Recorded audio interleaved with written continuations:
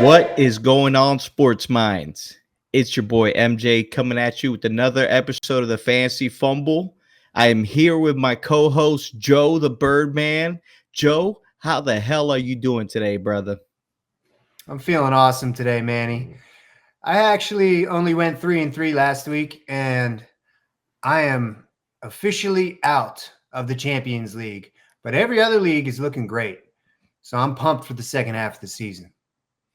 Yeah, definitely. I know the feeling. I'm out of one of the leagues we're in Joe's league. Joe's league, you're Joe. I'm in James's league. I'm out of that one. But in the other ones, man, I took losses all across the board, man. It was a rough week. All my teams I built similar. So that means that, when I take a loss from one, I'm probably taking a loss in all of them. So it wasn't a good week, but it's not how you start, it's how you finish. And don't hit the panic button, folks. If you had a bad week, just ride it out because you might have a beautiful week the next time around. Yeah, you got to keep fighting until it's over. I mean, and even if it is over, I sent a message to the group this week that I hope I spoil it for a few other people and knock them out of the playoffs. So, you don't make moves, in my opinion. Don't make moves if you're out, even if there's no rule against it. I feel like it's just kind of etiquette and common courtesy to understand that if you're out, let people that are actually still in playoff contention make moves. So don't be active on waivers until they all go through and then pick up the scraps. Don't make any shady trades. Just ride out the season and do the best you can. But yeah, man, if you're still in it, even if you have 6 or 7 losses, if there's a chance you can actually make the playoffs, keep fighting because you never know, man. There were a couple years where I started 0-3 and sometimes I'd be 1-4 and make a comeback in a solid playoff run. So you got to keep making moves until you're officially out. Oh yeah. Keep fighting like Rocky. And there actually haven't been too much action going on in the NFL this past week, but we're going to get into that, get into some news and notes. But first, a word from our sponsor. Hey there, my name is Manny James Gonzalez with PRB, and I'm a real estate agent here in Central Florida. I'm a U.S. Navy veteran, military relocation pro, and big supporter of 2A and veterans' rights. My specialty is VA transactions. I'm also experienced in all parts of real estate. I've been living in Florida for over 20 years, and I can tell you we still believe in freedom down here. One of the greatest job markets, excellent economy, and no state income tax.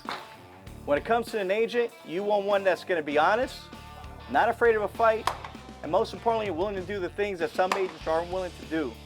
And what's that, Manny? Shoot straight, Dan.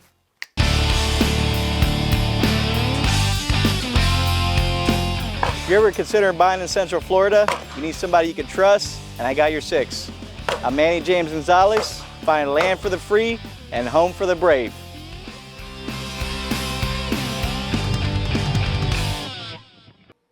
Welcome back, ballers. Now let's get into some news and notes.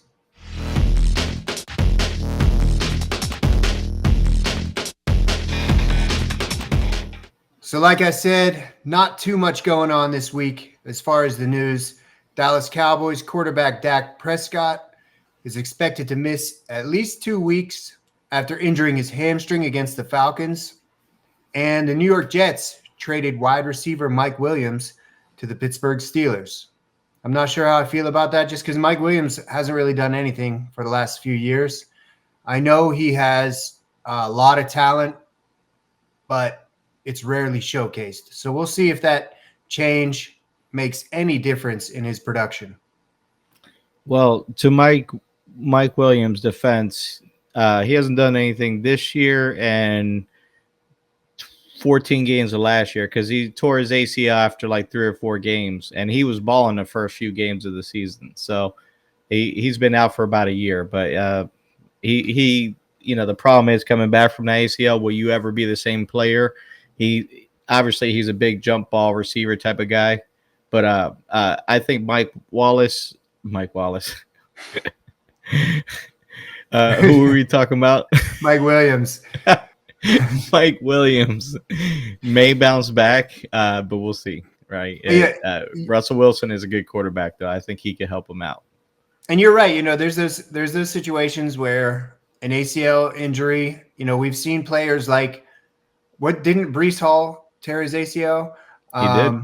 And then Todd Gurley and J.K. Dobbins. J.K. Dobbins had pretty much 2 years off, and they all came back and they look great. So, I mean, they're running backs, but still, you just never know if they're going to come back to full strength. And I feel like right now we're still waiting to see what he can do. And I feel for him, man. I've torn both my ACLs. It sucks. It's a long road to recovery.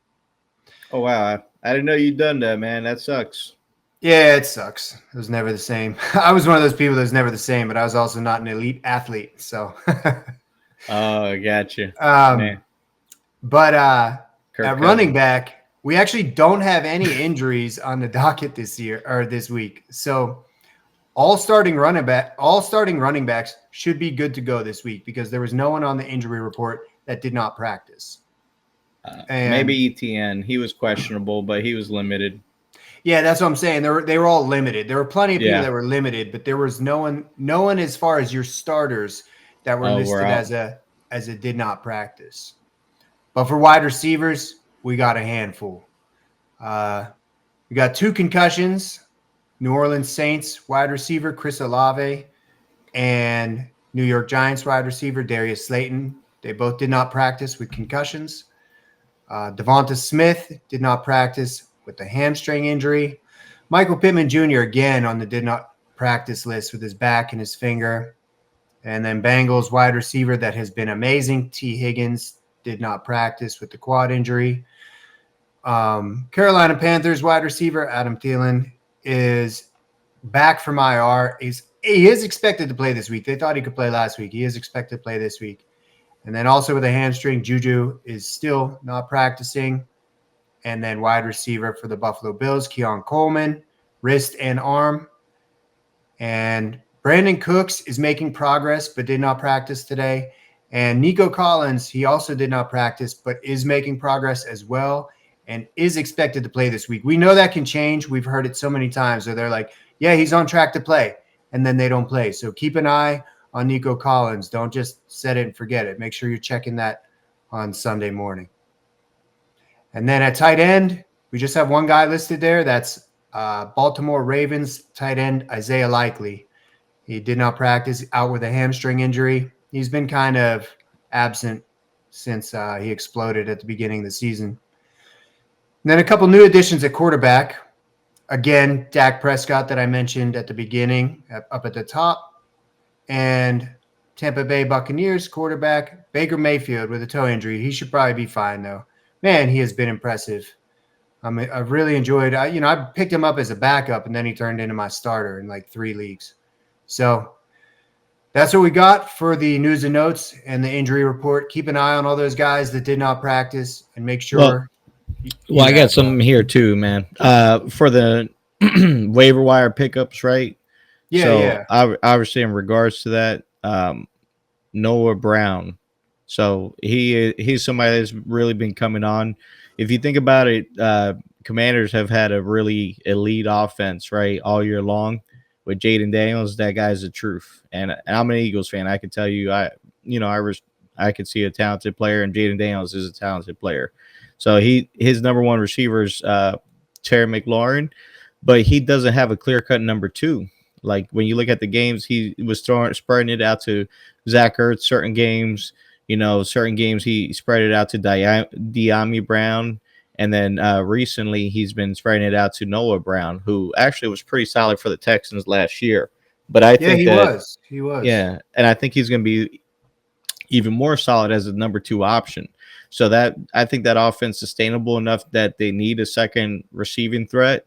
And when he's healthy, which he looks healthy, the last 2 games he has 12 targets, 8 receptions for 133 yards and a touchdown. So that's not a lot. That's like 65 yards a game. But the fact that he's getting 12 targets, that right there is starting to show you that, hey, he's starting to get some trust. He's starting to get some chemistry. and it's only a matter of time before he has some blow up games. And if you remember last year, he had some pretty big games with CJ Stroud. He did, man, and I totally agree. Like last year, he was a guy I played for a few weeks last year as a fill-in, and he really put up some big numbers. And in week 8, he had that Hail Mary pass that really skewed the numbers. It gave him the I'm looking at it now. He had 16 points in week 8, but the majority of that was on that Hail Mary play. But that was just one target. He did have 5 targets before that, like you said. And then last week he had 6 targets as well. So 6 targets in back-to-back weeks. And then if you look at week 6, he had 8 targets. So he is clearly involved in the offense. And for the last month, he has been a lot more involved. And I expect that to continue. And we have, like you said, we have seen him perform very well just last year. So I expect him to be more involved as the year goes on for sure. Yeah. And another guy too, Demario Douglas, wide receiver for the Patriots. He's somebody that's been widely regarded and available in multiple leagues. In 9 games this year, he has 48 targets, 35 receptions. So he's getting some work, and Drake May is really developing as well. So I think that they could use he won't be a number 1, but he could be a nice little slot option for him, dump off for Drake May. So I could see him getting that type of target share, at least a 5 to 7 target a game, flex type of play. So right now I wouldn't start him, but he's somebody I would definitely stash. And it's funny that you mention him because he's a guy in many leagues I have stashed, and then even a couple times I played, and then he has a down week and I drop him, and then he has a good week and you're like, what should I do here? He is a good stash. Keep him on your bench, see what he does the next couple weeks. He could easily be a reliable flex play for the rest of the season because he's involved. Drake May is looking his way for sure. Oh, yeah. There any other waiver ads? I know it's kind of slim pickings compared to other weeks, but is there anyone else you want to mention? People were riding the Mike Gesicki train. He's been looking like he has some chemistry with Joe Burrow, but I'm not really big on tight ends like that, so I'm not going to tell people. If you're desperate, grab them. Otherwise, I'm not really too impressed. Like you look at, for example, Cole Kmet has some blow up games now. He's not doing shit. So tight ends are so unpredictable that why even bother? Gesicki's had a couple good weeks in a row. Yes. And he's one of those dudes that on any given Sunday, he can play a really, really good game. We've seen it in past years, and the same thing with Cole Kmet and a lot of other tight ends. You see them, Hunter Henry's a perfect example. He'll have 20 one week and then 2 the next. And it's just the tight end position. If you do need to fill in or you don't have a tight end, sure, pick up Gesicki, but it's peaks and valleys at tight end. You never know what you're going to get.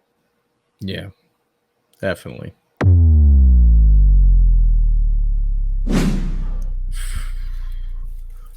It's hot in here. It's fuego. It's time for that hot matchup of the week, ladies and gentlemen.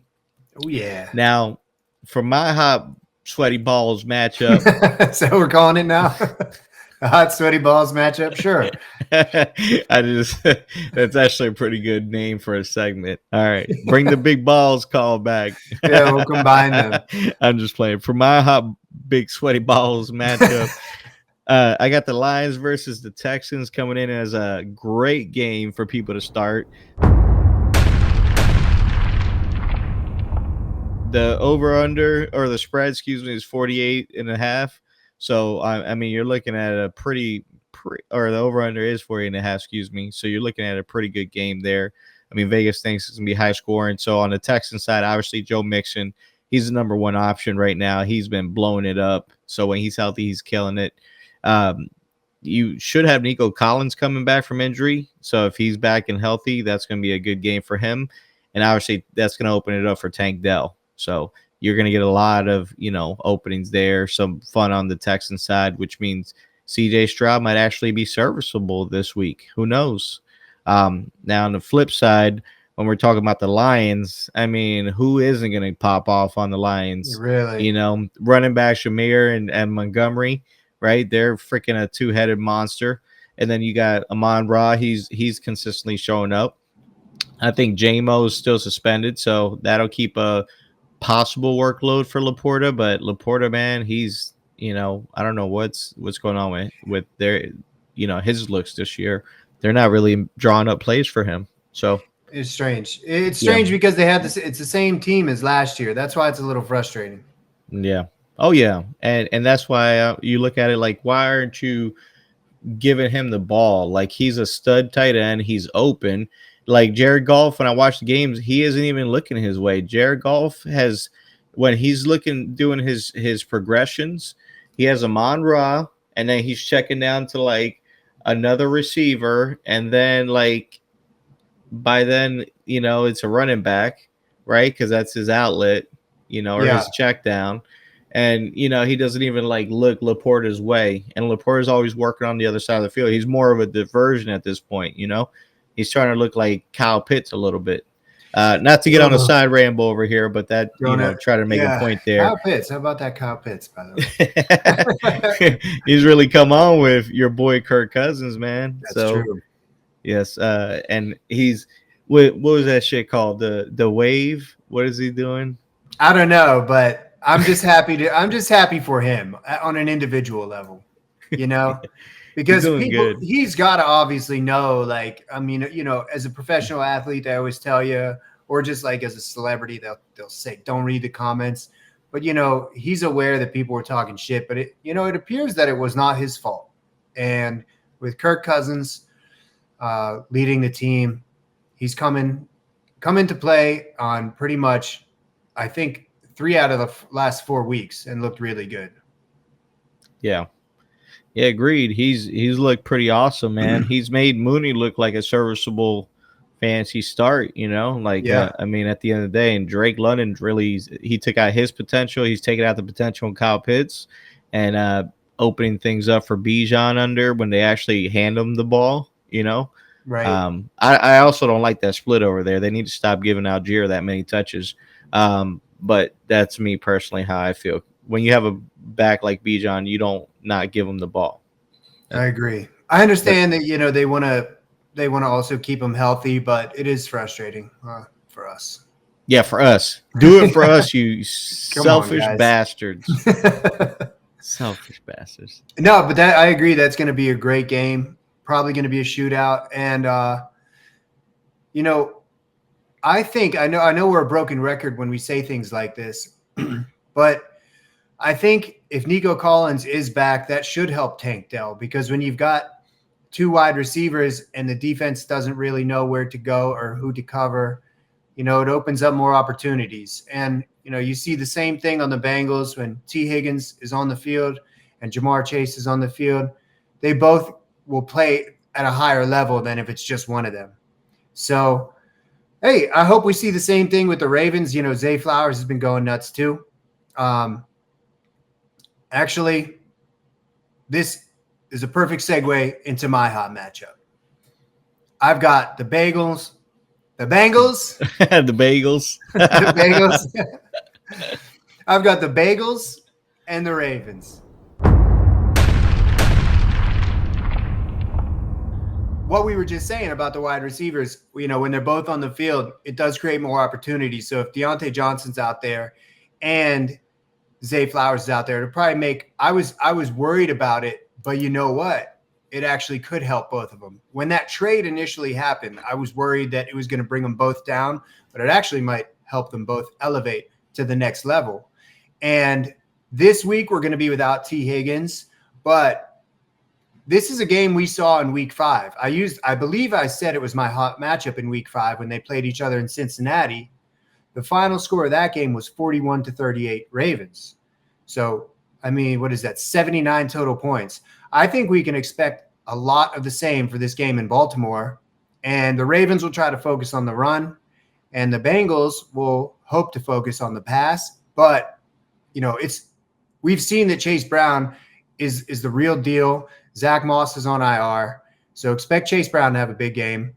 Burrow's been up and down this year, but you should feel really good about starting him this week against Baltimore. Even with T. Higgins likely sitting out, he's right now listed as doubtful. And obviously, Jamar Chase is a must start, even with a lackluster week 9. You're going to have him in your lineup every single week. And Chase Brown had 32 touches last week. I'm not expecting him to have 32 touches this week, but it's insane. But yeah, Zach Moss is on IR with a neck injury, so expect another high volume day for Chase Brown. And, on the other side of the field, if it's close, expect another huge day for the number 1 running back, Derrick Henry.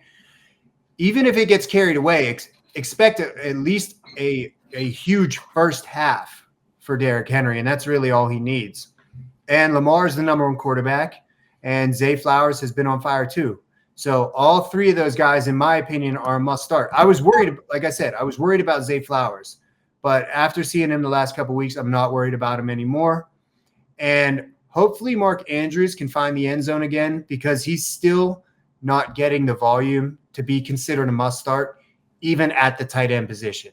I'm not sure you're going to have a better option, but he is touchdown dependent. But as a whole, if that game is anything like we saw in week 5, it's going to be fireworks. Yeah, I definitely agree with you on that. It's going to be a fun game, a lot of points. I feel I'm very envious of anybody that drafted Derrick Henry this year, because you're right. They are literally killing the league right now. He's scoring at least, high 20s, 30s a game. And if you're going up against that guy, like it's not easy so far. But on the other hand, Bengals, Chase Brown, they actually traded for Khalil Herbert. So you might actually see a Khalil Herbert start to get some touches in there too. But Chase Brown did look pretty good. I'm actually very impressed with how undersized he is, but how big he plays for his size. Yeah, true. So he definitely has a really good skill set, but I think they're going to want to conserve him. And, that 32 touches, like you said, it's an anomaly. They're not going to do that again. So I could see Khalil getting some touches in there, some handoffs. He'll be their goal line guy, play the Zach Moss role. And that he actually should be serviceable. So if you got him, he should be a nice little stash, but not anything crazy. But outside of that, definitely high scoring, should be fun. I'm looking forward to it. And I agree with what you said specifically about his size with Chase Brown. You can't have 30 touches a game and expect that to be a long-term solution to your run game. So they were clearly thinking that same thing.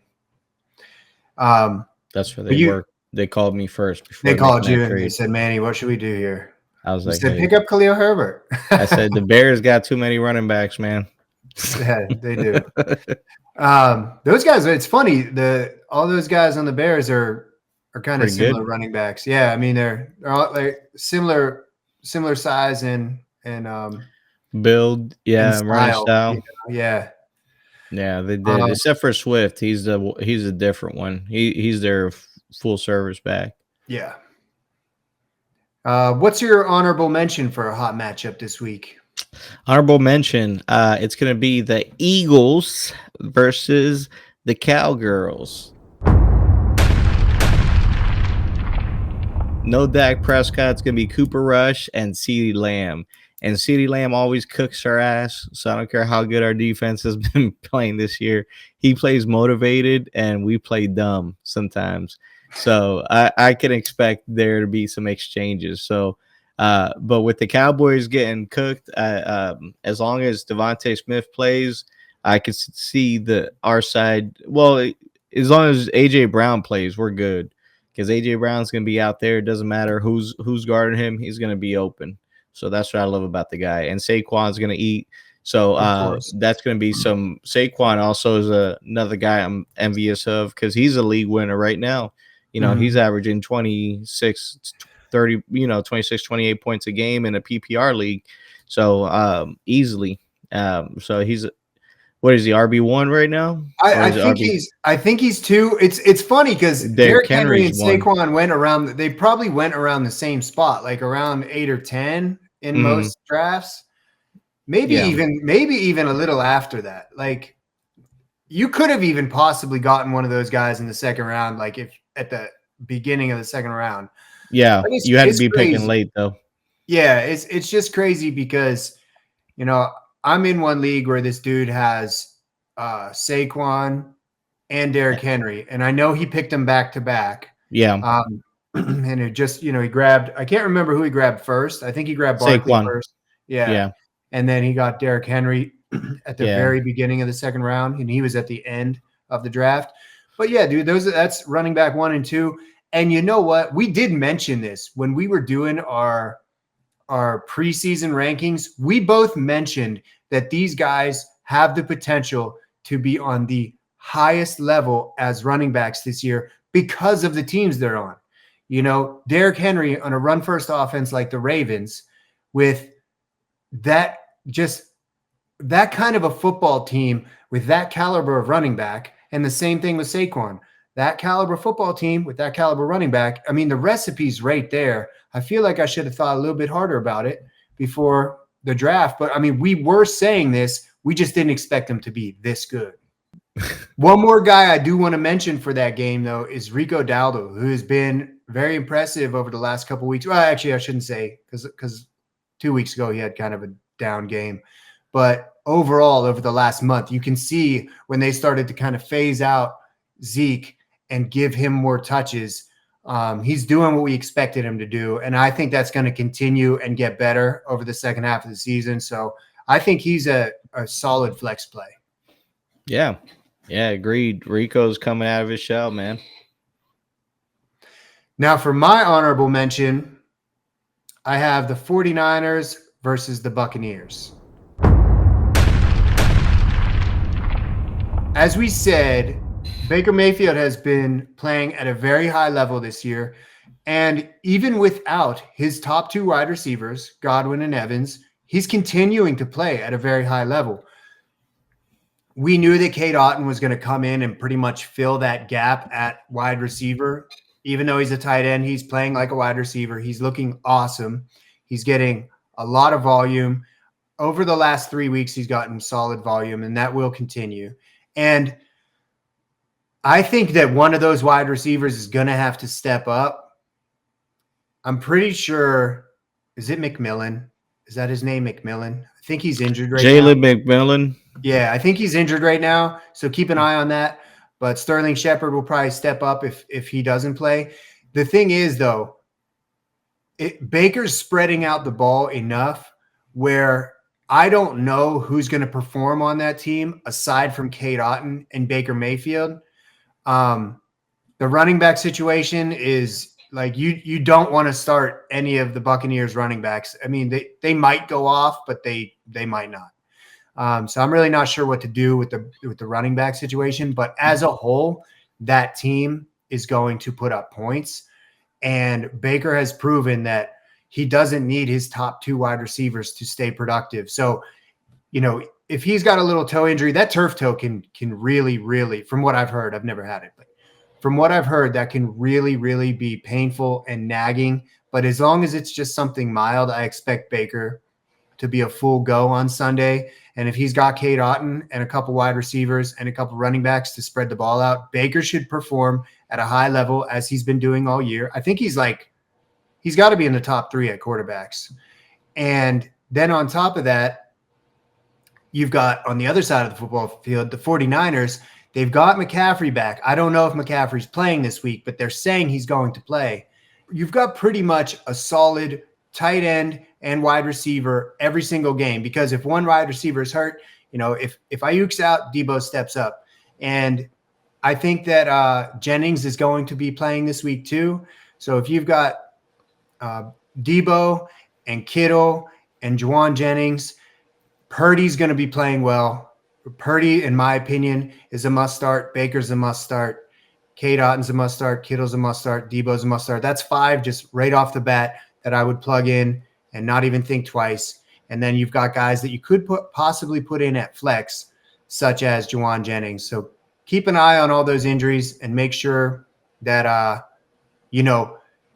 obviously if McCaffrey plays, you're gonna put him in, but they might have him limited. So, he might only give you like 12 or 15 points. But if he actually is healthy, he could give you 25.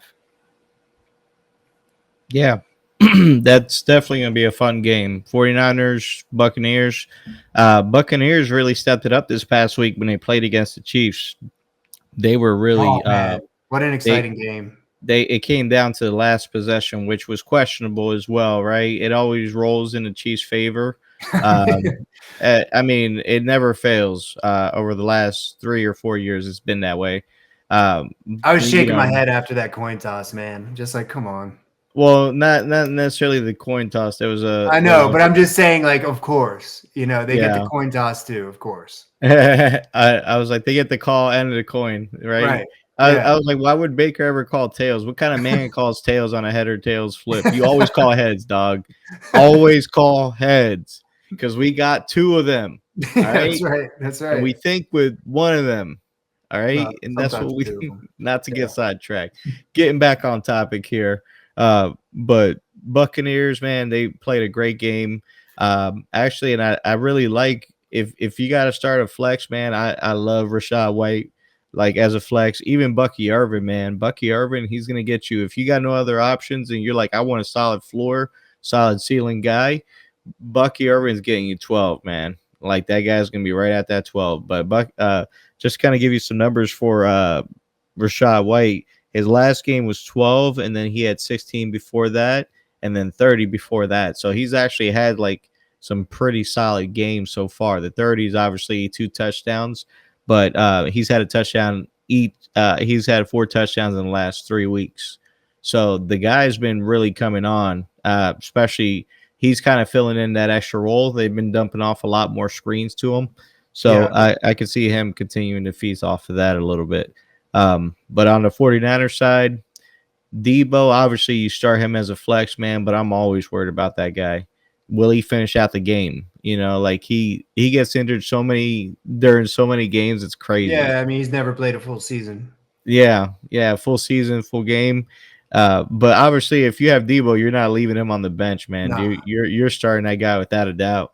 It's just that's why I don't draft people like that, because they always give me the, Same. You always start your studs, but you got doubts in that guy. But Purdy and Kittle, man, that's one of my favorite stacks there. If you got them, congratulations. That's a fun one to have. And then Kittle's been just an absolute monster this year. Yeah, tight end too behind what's the rookie's name from LA Raiders? Bowers. Las Vegas. Yeah, Brock Bowers. Yeah, he's been killing it. But yeah, you called that one, man. Yeah, he was not on my radar like he was on yours. Yeah, he was a nice little sleeper pickup. But another guy that I like this week too, man, another sleeper, but Ricky Pearsall. I think he's going to step it up, because you never know what's going to happen with Debo. So one guy that I would rather have as like a stash is Ricky Pearsall, because I think he's going to, when Debo comes in and takes that number 1 defender off of them, that means that Ricky Pearsall is going to be route running and opening it up. And he's really starting. Would you rather have, just for this week, actually, we could even say the rest of the season, Juwan Jennings or Ricky Pearsall? Juwan Jennings. Okay. That's a tough one, though. Because I didn't think about it. Yeah, I mean, Jennings has had a couple good games, but he's just, when he's healthy, man, like he has so much chemistry with Purdy.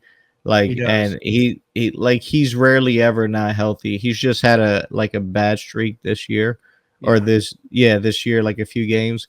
But Juwan Jennings, man, he's like, he did this shit in Miami too.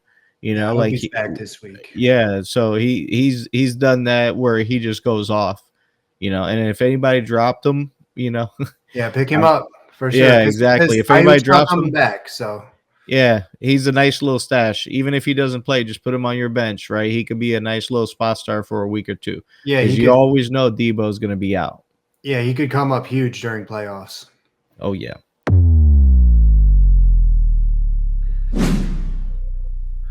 Well, I'm going to have to put up my hood. It's time for a cold call of the week.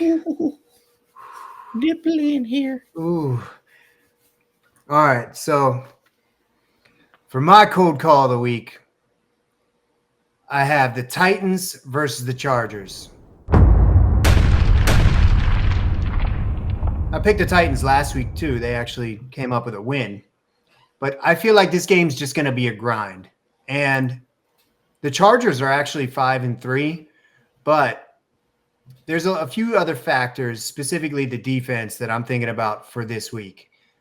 I believe Mason Rudolph will be starting for the Titans again, and he's been playing all right. He's possibly a streamer. Like if you had Dak and you need a streamer, maybe Mason Rudolph. I wouldn't, but it's someone you could consider. Pollard, he's getting high volume, and the offense will most likely operate around him again on Sunday. And then the boom or bust wide receiver, Calvin Ridley, he actually turned in a mid-range game last week for the first time all year with 12 fantasy points. He's usually getting you 3 or 4 or 25. And last week he had 12. So it was actually kind of nice to see that mid-range. You're like, oh, he can do it. It's not always boom or bust. But he's getting tons of targets, but he is always a risky play. And then Nick Westbrook-Akine, he's actually had 4 touchdowns over the last 4 games, but he's only had 16 targets. So that means 1 out of 4 passes is a touchdown, which is clearly unsustainable. And the Chargers defense has looked awesome. I mean, last week I think they had 3 interceptions, but they've looked really good all year. So expect them to still play at a high level. And then on the other side of the field, you got Justin Herbert. He's been pretty good the last couple of weeks, but the Titans D has also looked good. Last week, they looked great. I would start J.K. Dobbins because he's getting that above average volume, and he's had 4 touchdowns over the last 4 games. Ladd McConkey, he's been pretty consistent over the last month, and he seems comfortable in this offense, but his ceiling is pretty low. And then Quentin Johnston, he had 120 yards last week, but in my opinion, he's even a riskier play than Calvin Ridley. That's just my opinion. Some people might say he's a better play than Calvin Ridley. We're going to have to wait and see. I know that I'm talking about these guys' stats, and these guys' stats sound pretty good. But what I'm saying is proceed with caution or stay away if you have a better option, because the Titans are solid against the pass. The Chargers D has looked good all around. So, yeah, I'm mentioning a lot of positives about these players, and I'm just trying to stress that they could all have an average or below average game compared to the last couple weeks, specifically because of the defenses that they're playing against. So this is a game that on paper you might see some of these players and think they're a must start, but I don't think this is a good week for any of these guys. I think it's going to be an average week, average at best week for most of these players. So I'm staying away from this game. Yeah, staying far away. I mean, you hit the nail on the head. I mean, not really any player I want to start there besides Pollard, and hesitantly, and they both have top defenses. So stay the hell away. Very simple. Now for my cold call, I went ahead and picked the Giants versus the Panthers. 2 dumpster fire mess of the teams going at each other, seeing, hey, who's the bigger shithead, you or me? And I think they're gonna figure it out, right? Daniel Jones. Let me just go on a rant here. What I hate about that guy, man, when he runs, he's always looking to stiff arm somebody into the ground because he can't really throw. He's not a good thrower. So he's a quarterback that they run the options with, and he's consistently looking for a defender to just grab him by the helmet and just shove his face into the ground. And it's always so satisfying to see somebody just still tackle him. But still, that just drives me nuts. Side note, stop stiff arming people, Daniel Jones. I don't like it. He's kind of like a goofy runner too. It looks funny when he does it. Yeah, he catches you off guard and he puts your face in the ground. He's that sneaky bastard. Yeah, I mean, he is a good runner, but it looks a little awkward to me. But anyway, so Giant side, I mean, Malik Neighbors is like your only guy that you're starting with comfort, and Tyrone Tracy actually looks really good. But outside of that, Wandale Robinson, he's a lower end flex, right? Nobody else on the Giants I really want to touch. Daniel Jones's ass.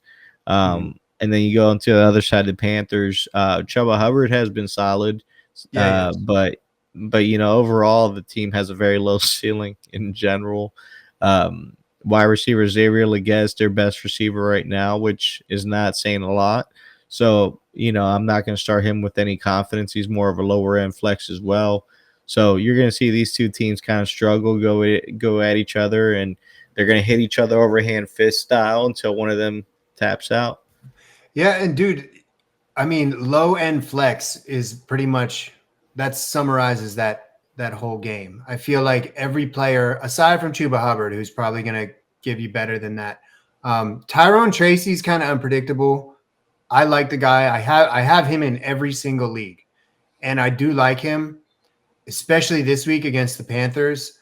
But he had a down week last week, and it's one of those things where if you actually look over the last 4 or 5 weeks, he's like boom, a boom game and then a bust, and then a boom game, then a bust, and it's unpredictable. I would say low end flex is pretty much what you should expect from most players. Well, Panthers is the worst rush defense in the league. So yeah, if he's that's why I like him this week. Well, that's what I'm saying. This is going to be his game to actually have a good game. So he's not going to not run against them. But that's what I was saying. He's a solid start this week. You're going to start him and feel good about it. You're going to get a good 15 to 18 points because that's pretty much the only points the Giants are going to score is going to be on the ground through him. Yeah, and Wandale's one of those dudes that'll get 10 targets, but he'll only get like 20 yards. So yeah, PPR gets you 12 points. Yeah, I mean PPR it's pretty. He's got a pretty solid floor, but his ceiling is pretty low. Low floor, low ceiling. Yeah, I think Chuba and Tyrone Tracy are the only guys you're starting with confidence in that game. And Malik Neighbors. Of course, Malik Neighbors. Fuck am I thinking? Well, Manny, it's time for our shit call of the week.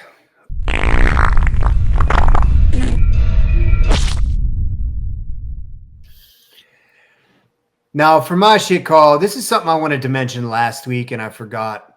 It's actually not my shit call of the week. Since we're past the halfway mark in the season, I want to revisit a call I made during preseason. I said that Anthony Richardson had the potential to be a top 3 quarterback. Clearly, I was wrong.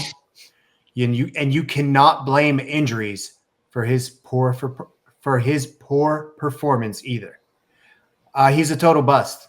That's all there is to it. I mean, we had a small sample size, and I said that. Hey, I know we only have 3 games, but man, those 3 games he looked great. And then he comes in week 1, looks awesome, and then he just disappeared.